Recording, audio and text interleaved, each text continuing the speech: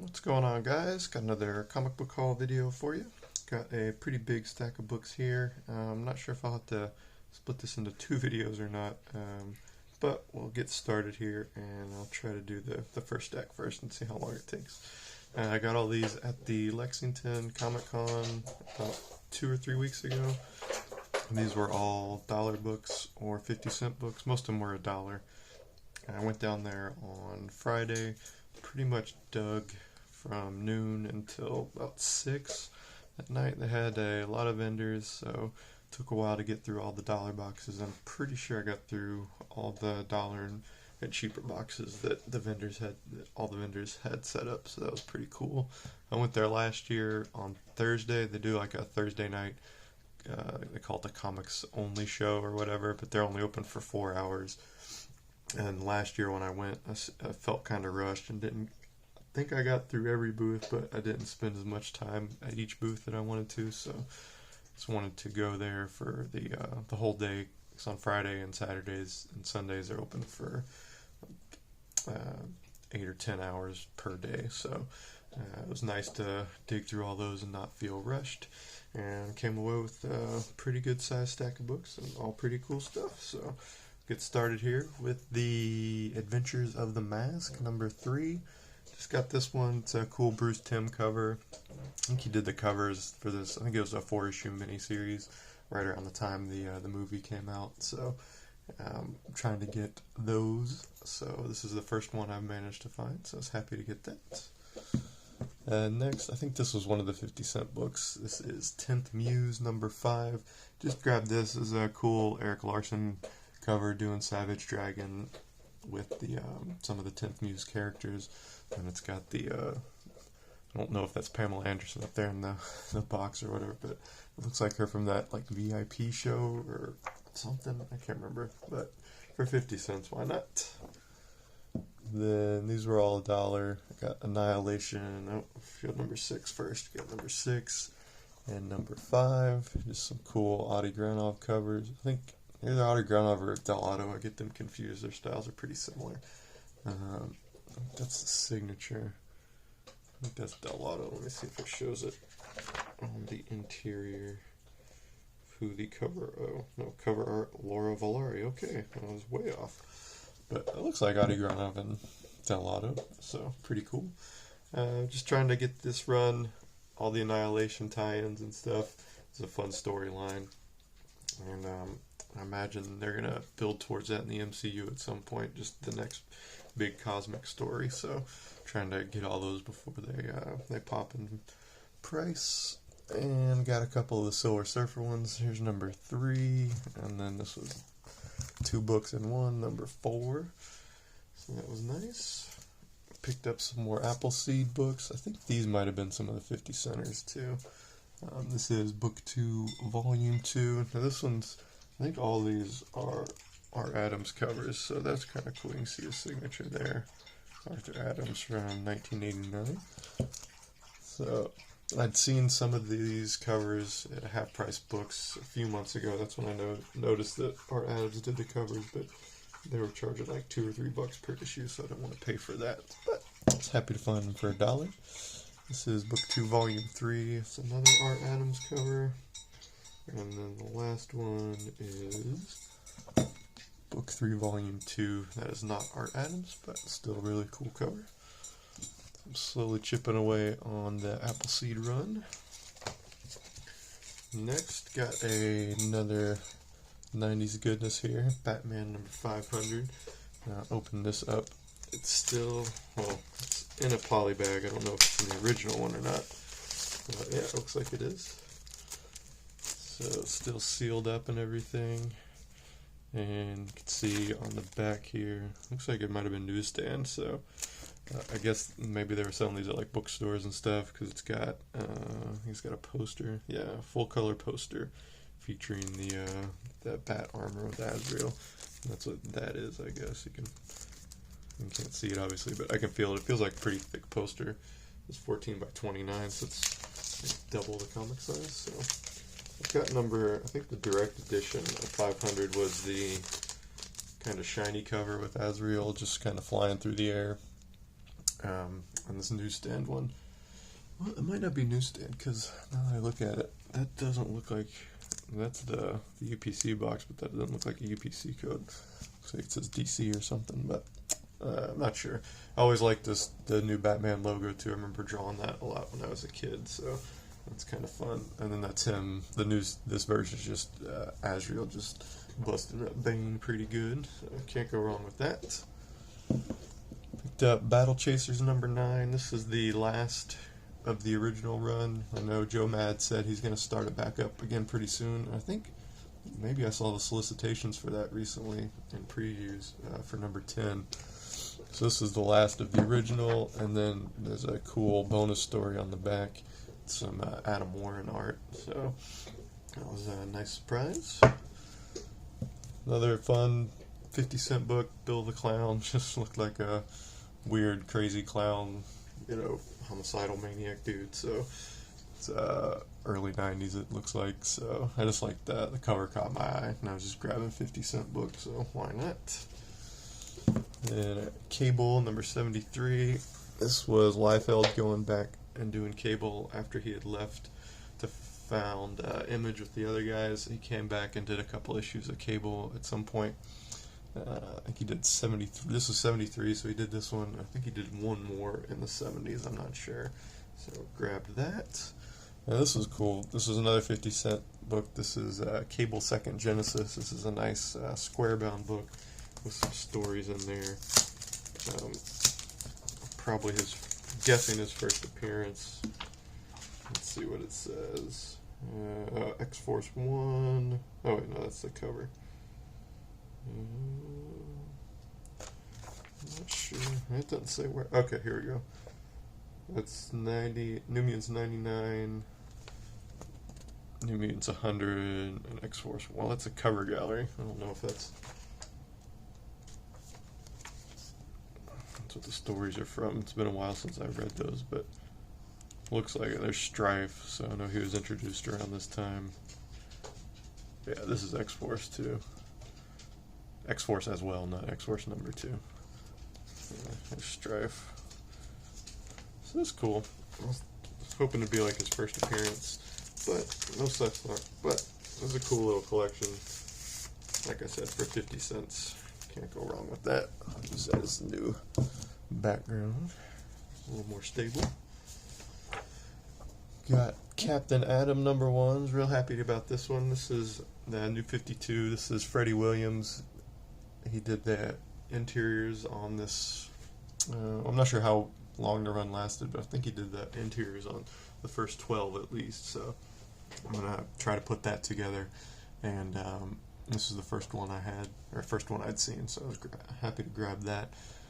Just recently, I read the collected trade paperback of the Injustice He-Man crossover event that Freddie Williams did. He did all the interior art on that as well. I checked that out from the library.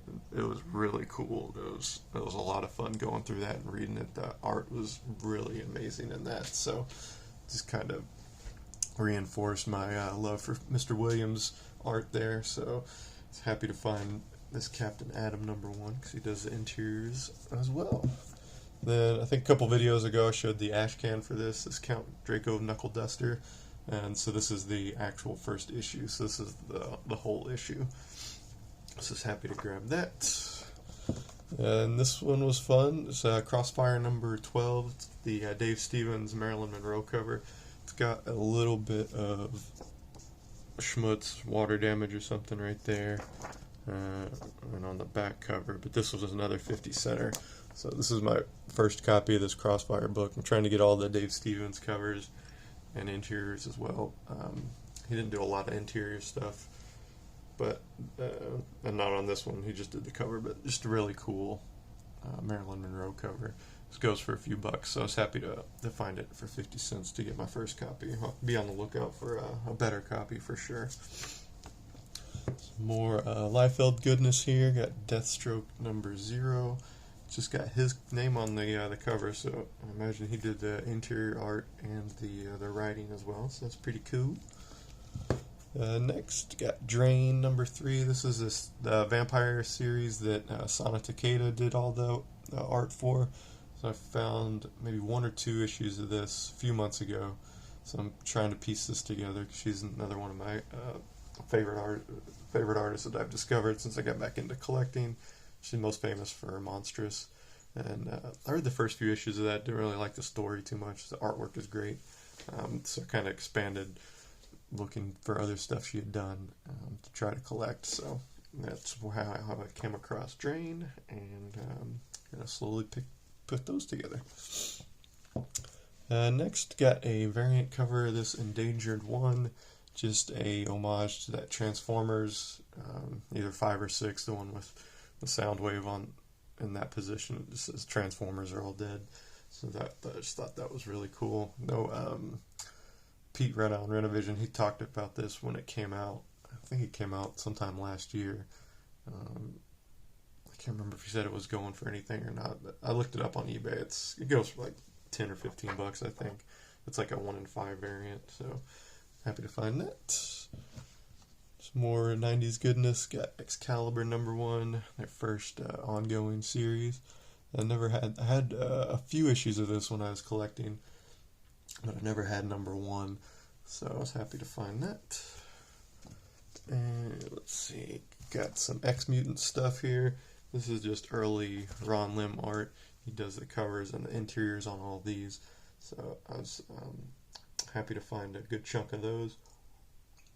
I got number 1 here, and see, this is from Eternity Comics up there, and then this is number 2 from Amazing Comics. So I'm not sure if the stories are different, if they just switched publishers in the middle, or at the beginning of this run, because I think I've got number 1 from the Amazing Comics run, so I'm not sure which one is came out before the other or whatever, or what the story is behind the different publishers, but same art, same characters, so I'm going to collect them whenever I see them. Here's number 3, number 4, and number 5. So I was happy to grab all of those. And then this was a weird one, something I've never seen before, this F5. This looks like early Tony Daniel stuff. It says fandom exclusive.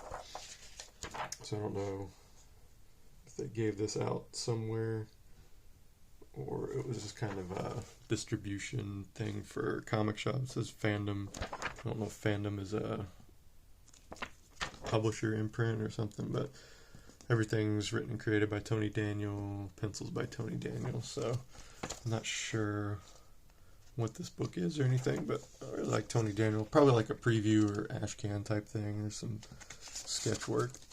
It's really cool. The pages and stuff. So yeah, I think that was another 50-cent book, so why not? Got this Fallen Sun, Death Captain America Avengers. Just a cool Michael Turner cover with Spider-Woman and Cap on there. And speaking of Michael Turner, got Fathom number 10.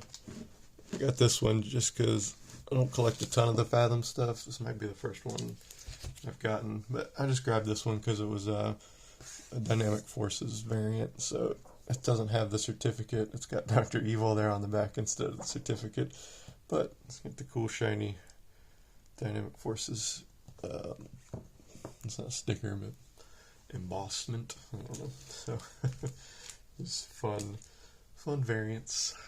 And I got this Fearless Defenders number 9. This was the last one I needed for my run, so now I've got the whole run of the Fearless Defenders books, 1 through 12.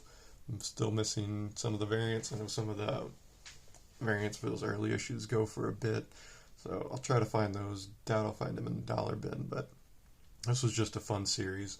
The first 6 issues are especially fun. They're better than the second 12 or the second 6. But Mark Brooks did the covers on all these, so that's cool. And this one's more like a manga style cover, but it's still got Mark Brooks doing it, so can't go wrong with that. And I picked up this Random Fight Girls issue that I needed, number 2 of 5. Just trying to piece this together. This is Frank Cho. This is kind of his thing. One of his trademarks is he has the character in the foreground here, and then the action panels in the background. He did that a lot on Skyborn, and I saw recently on one of his DC covers, I think it was a Catwoman cover that he did that too. So it was kind of a fun creator-owned project. Next, I was really happy to find these. This Fistful of Blood #3. This is the sub cover. It looks like a Simon Bisley cover. This is kind of a retelling or mashup of Man with No Name story. Those Clint Eastwood movies, but it involves, instead of trying to settle a feud or whatever he does in those movies between townspeople, it's between vampires. I think it's vampires and werewolves. I read the first 2 issues when I got them. They're pretty funny. So I found #3 and #4. This is the subcover. This is the Eastman cover. So I'm really happy to find those. Got a Garbage Pail Kids book. Garbage Pail Kids Go Hollywood. I've never seen this one before. It looks like it's a one-shot. But I'm really enjoying collecting the Garbage Pail Kids run that IDW is doing. Or is that IDW or Dynamite? I think it's Dynamite because there's like 4 covers for every book, and I get all the covers. But they're all fun, and Garbage Pail Kids are really nostalgic for me. So grabbed that one. Gears of War this is the Hive Busters Gears of War #2. This is I think Augustin Padilla did the art for some of these. He didn't do the art on this one, but still a really cool cover.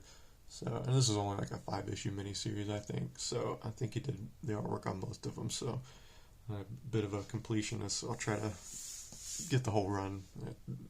It's pretty cheap. I found them all in the dollar bin so far, so I was happy to get that. One thing that made me feel super old was I haven't played a Gears of War game since Gears of War 3. But I was looking at it, and Gears of War 1 came out in 2006, and it's now 2023, so it's been 17 years since Gears of War came out, and I think they did 4 or 5 recently. But the thing that made me feel super old was between the time, so it's been 17 years, which is the same amount of time between the Game Boy coming out and the first Gears of War coming out. So I was like, oh my god, that just made me feel a little bit old, but Gears of War was a great game. It just kind of made me realize like the jump in graphics from the Game Boy in 1989 to Gears of War in 2006 was huge, obviously. And then from 2006 Gears of War to the games now in 2023, they're better, obviously, but it's not the giant jump that it was. It's more of a slow iteration. But still cool, still Gears of War, still a fun game, I'm sure. So I was happy to find that. And then I think, I'll probably cut it off after these last 2 books, because I've still got another stack that's at least this high, so I don't want to bore you guys for too much longer. Grayson 18, just got this one because it was a Stephen Platt cover, so he didn't do the interiors, but he's one of my favorite artists as well, so grabbed that. And then I got this other one, Grayson 18. This one's still in the poly bag, so I'm not sure. It says the barcode is 2. It's issue 18. 2 means something, and I was going to look on this, but I don't see the barcode on this one, so I don't know if it's the same issue or not. I know there's a different variant of this that's, the colors are different, I think. But I figure I'll open this up and we'll see what's inside it together. So, cut it open here.